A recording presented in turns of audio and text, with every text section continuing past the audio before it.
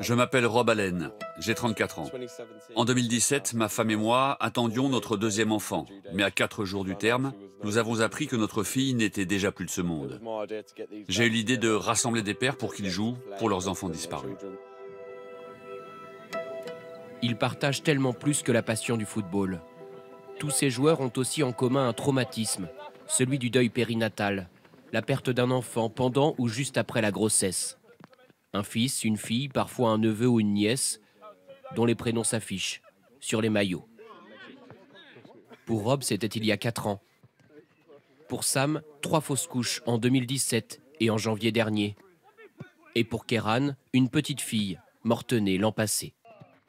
À l'heure de l'entraînement du mercredi soir, pourtant, cette équipe ressemble à toutes les autres, avec des sourires, des tirs manqués et un entraîneur intraitable. Mettez de la puissance dans vos frappes. C'est là l'idée du club de Sands United, aider des pères à retrouver des moments de bonheur grâce au football. Rob en est le fondateur. On est ici pour une raison triste, mais on veut montrer qu'on n'a pas à être triste tout le temps, qu'on peut profiter de la vie. L'entraînement ne se transforme jamais en groupe de parole. Mais après les blagues, il y a des conversations intimes, de manière informelle. L'autre jour, Junior, qui a vu à 12 reprises une grossesse s'interrompre prématurément, s'est confié à Rob. Parler à quelqu'un, ça aide, non?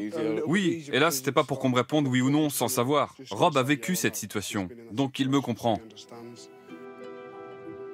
Le deuil périnatal touche 5000 familles britanniques chaque année, une toutes les 90 minutes. Pourtant, au Royaume-Uni comme en France, le sujet est souvent tabou.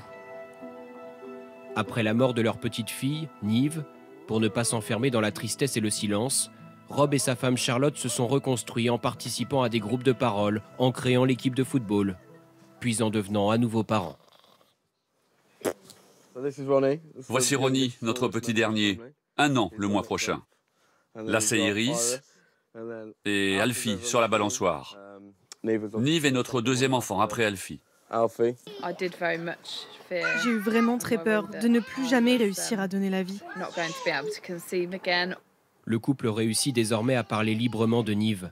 Elle a sa place dans la maison avec un petit mémorial. Il y a bien sûr plusieurs manières de vivre le deuil, mais Rob sait d'expérience que le soutien est indispensable. Lorsqu'il est chez lui, ses coéquipiers ne sont jamais loin. Pour la fête des pères, j'ai écrit un message en disant que je leur souhaitais à tous une belle journée. Les gars m'ont répondu « Bonne fête des pères à toi aussi ».